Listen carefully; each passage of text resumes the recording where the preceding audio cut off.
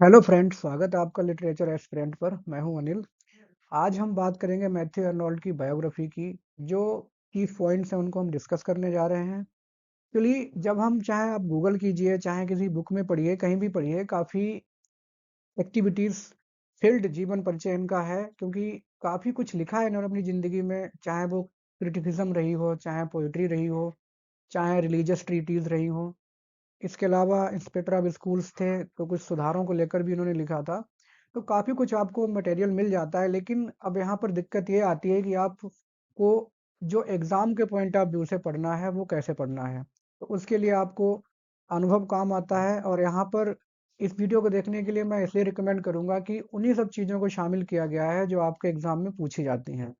जिससे आपकी एनर्जी, आपका समय, दोनों चीज़ें बचें और आप कन्फ्यूज़न से दूर रहें। तो देखते हैं इनका जीवन परिचय। जन्म की बात की जाए तो ये 24 दिसंबर 1822 को इनका जन्म हुआ था, लालेहम ऑन थेम्स पर। विलियम शेक्सपियर का जिस तरह से जन्म हुआ था स्ट्रैटफोर्ड अपॉन एवन, ठीक उसी तरह से क्वेश्चन आया था पीजीटी में।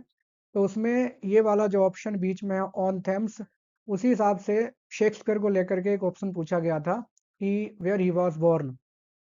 तब इस तरह से पूछा गया था, स्टैटफोर्ड एट एवन या अपॉन एवन। तो काफ़ी इस चीज़ को आप ध्यान रखिएगा कि ऑन लगा हुआ है यहाँ पर। Laleham on Thames, Middlesex England. और पिताजी का इनके नाम था sir Thomas Arnold, famous headmaster of Rugby school. एक स्कूल चलाते थे ये रग्बी। तो करीब इन्होंने वहाँ 20+, करीब 27 ईयर्स तक इन्होंने अपनी वहाँ पे सेवाएं दी, और काफ़ी फेमस थे आसपास के एरियाज़ में। लेकिन ये थोड़े मटेरियलिस्टिक थे, जैसे भौतिक चीज़ों पर इनका ज़्यादा जोर था। तो इस बात पर इन्होंने जो एक एलिजी लिखी हुई है अपने पिताजी की डेथ पर, रग्बी चैपल, उसमें इन्होंने कुछ हिंट्स दिए हैं उनकी मेंटालिटी को लेकर के। काफ़ी टॉमस अर्नोल्ड जो थे वो थोड़े भौतिकवादी थे, और मैथ्यू अर्नोल्ड जो इनके बेटे, ये थोड़े रिलीजियस, इनका इंस्टिंक्ट था, धार्मिक ज़्यादा झुकाव था। इसकी वजह से कुछ ज़्यादा बनती नहीं थी इन लोगों की आपस में। हालांकि फिर भी पिता का अच्छा सम्मान करते थे।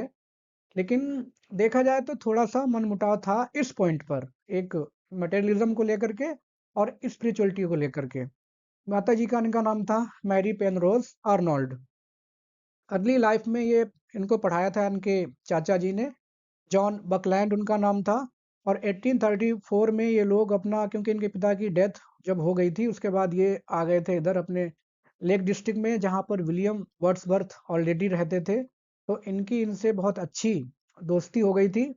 काफ़ी अच्छी दोस्ती हुई इनके परिवार की। और उनका थोड़ा बहुत, क्योंकि ये काफ़ी छोटे थे, 1822 में जन्म हुआ था, 34-12 साल के ही थे। लेकिन उन्होंने विलियम वर्ड्सवर्थ के जो गैदरिंग्स थी, जो उनसे अक्सर क्रिटिक्स, पोएट्स या जो भी लोग उनसे मिलने आया करते थे, उनको इन्होंने काफ़ी क्लोज़ली ऑब्ज़र्व किया था, मैथ्यू आर्नोल्ड ने। नवंबर 1840 में जब 17 साल के हुए, तो इनका मैट्रिकुलेशन जो एजुकेशन थी वो कंप्लीट हुई बैलियल कॉलेज से। और ऑक्सफोर्ड में इन्होंने फिर 1841 में एक स्कॉलरशिप जीती, और 1844 में इनका ग्रेजुएशन कंप्लीट होता है। और यूनिवर्सिटी के दिनों में ही इनकी दोस्ती होती है अर्थर ह्यू क्लब से, जो कि इनके अच्छे मित्र थे, अच्छे पोएट भी थे ये। और इसके बाद उनकी दोस्ती का ही नतीजा था कि जब इनकी डेथ होती है अर्थर ह्यू क्लब की, तो इन्होंने इनके ऊपर एक एलिजी भी लिखी है जिसका नाम है थर्सिस, जो कि काफ़ी फेमस एलिजी है इंग्लिश लिटरेचर की। आगे बात करते हैं इनकी इनिशियल राइटिंग्स की। तो इन्होंने 1843 में एक पोएम लिखी थी क्रॉमवेल, जिसकी वजह से इनको न्यूडिगेट प्राइज मिलता है। और 1849 में इनका पहला कलेक्शन, पोएट्री कलेक्शन, जिसका नाम था द स्ट्रेट रेवलर, पब्लिश होता है, जो कि काफ़ी सराहा गया, पब्लिक रेस्पॉन्स इनको अच्छा मिला। 1850 में जब वर्ड्सवर्थ की डेथ होती है, तब इन्होंने उनके लिए एक पोएम लिखी जिसका नाम था मेमोरियल वर्सेस, जो कि फ्रेजर्स मैगजीन में पब्लिश हुई थी। फिर इनिशियल राइटिंग के बाद इनका करियर ग्रोथ पकड़ता है, आगे पहुंचते हैं ये, पब्लिक रेस्पॉन्स अच्छे मिलने लगा। तो मेजर राइटिंग में इनकी बात की जाए तो 1852 में इन्होंने अपना एक पोएट्री वॉल्यूम पब्लिश किया, जिसमें एम्पेडोक्लिस ऑन एटना और बाकी अदर पोएम्स के नाम से, जो कि काफ़ी धीरे धीरे इनकी पॉपुलैरिटी को इंक्रीज होने लगी। और 1853 में एक न्यू एडिशन उन्हीं पोएम्स का, जिसमें इन्होंने ये वाली जो पोएम थी एम्पोडोक्लिस ऑन एटना, इसको इन्होंने एक्सक्लूड कर दिया, लेकिन कुछ नई पोएम जैसे सोहराब एंड रुस्तम और स्कॉलर जिप्सी उसमें ऐड की। इनको ऐड करने के बाद, क्योंकि अब ये लिटरेरी वर्ल्ड में थोड़ी इनकी जान पहचान हो गई थी, तो ये वाला जो इनका कलेक्शन था, ये भी थोड़ा लोगों में हिट हुआ और लोगों ने इनको अच्छा रिस्पॉन्स दिया। क्रिटिक्स की नज़रों में भी ये पास होते रहे। 1854 में पोएम्स सेकंड सीरीज इनकी अपीयर्ड हुई, जिसमें इन्होंने एक नई पोएम जोड़ी जिसका नाम था बार्डर डेड। और 1865 में इनके एसेस इन क्रिटिसिज्म, आपको बताता चलूं कि ये एक अच्छे क्रिटिक भी थे। He was not only a good poet but also a good critic. चाहे वो रिलीजन हो, चाहे सोसाइटी हो, चाहे वो लिटरेरी थीसिस लिखने की बात हो, ये अच्छे क्रिटिक्स भी थे। जैसे इनका ऐसे इन क्रिटिसिज्म पब्लिश होता है। 1866 में जो एलिजी इन्होंने लिखी थर्सिस अपने दोस्त की मृत्यु पर, जो इनका नाम था आर्थर ह्यू क्लफ, जो कि मैं आपको पहले बता चुका हूँ, जो कि 1861 में उनकी डेथ हुई थी। कल्चर एंड अनार्की इनका काफ़ी फेमस ऐसे है, जिसमें इन्होंने सोसाइटी को लेकर के लोगों की कैटेगरीज को डिवाइड किया है, जो कि मैंने आगे वीडियो में बताया है। इस निबंध से अक्सर 2-3 टर्म्स पूछ ही लिए जाते हैं, कोई ना कोई टर्म, क्योंकि इन्होंने इतने टर्म्स में इन्वेंट किए हैं अपनी तरफ से, तो कोई ना कोई टर्म एग्जाम में पूछ ही लिया जाता है, जिनको आपको अच्छे से याद रखना है। इसके बाद जो कल्चर एंड एनर्की जो हुआ था पब्लिश 1869 में हुआ, लिटरेचर एंड डॉगमा ये पब्लिश हुआ है 1873 में। आगे बात करते हैं तो मृत्यु की इनकी, तो ये हार्ट अटैक से 1888 में इनकी डेथ हुई, जब ये अपनी बेटी से मिलने के लिए जा रहे थे और एक ट्रैम कार जो होती है उसको पकड़ने के लिए थोड़ा इन्होंने दौड़ लगाई हल्का सा, काफ़ी एज हो ही चुकी थी, तो उसमें इनको हार्ट अटैक आया और ये वहीं पर इनकी मृत्यु हो जाती है 1888 में।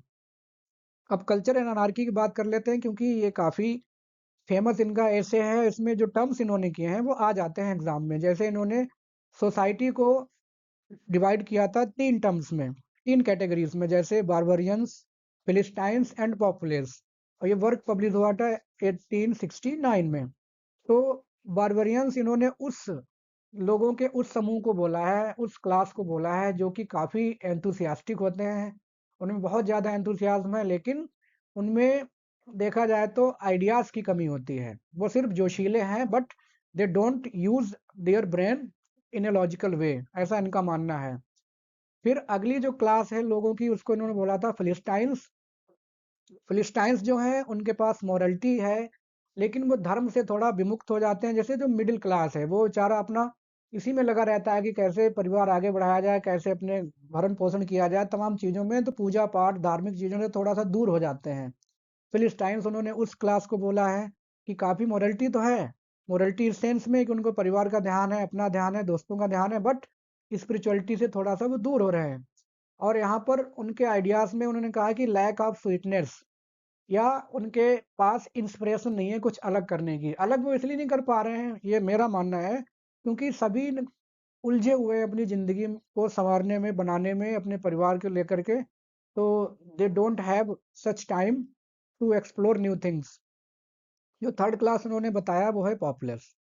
पॉपुलर्स वो लोग हैं जो अभी भी इमेच्योर हैं अपनी थिंकिंग में, और उनकी लॉजिकल पावर बहुत ज़्यादा डेवलप्ड नहीं है, ऐसा इनका मानना है। तो ये 3 क्लासेस का अक्सर मतलब पूछ लिया जाता है कि बार्बरियंस कौन है, फिलिस्टाइंस कौन है और पॉपुलर्स कौन है। तो आपको अच्छे से याद रखना है, एग्ज़ाम में डेफ़िनेटली कुछ ना कुछ पूछा जाता है। बाकी फिलिस्टाइंस को उन्होंने सेंटर ऑफ एक्टिविटीज़ कहा है कि इनकी वजह से ही जिस तरफ ये चलेंगे सोसाइटी उसी तरफ बढ़ती है, या सोसाइटी का जो मेन मिरर हैं वो यही लोग हैं। तो इनको इन्होंने ज़्यादा इम्पोर्टेंस दी है। बाकी तो काफ़ी बड़ा ऐसे है, आप इसको समरी आपको किसी अलग अलग वीडियो में देखने को मिल जाएगी। तो ये था इनका जीवन परिचय। उम्मीद है आपको समझ में आया है। समझ में आया तो आप चैनल को लाइक, सब्सक्राइब, शेयर कर सकते हैं। Thanks for watching.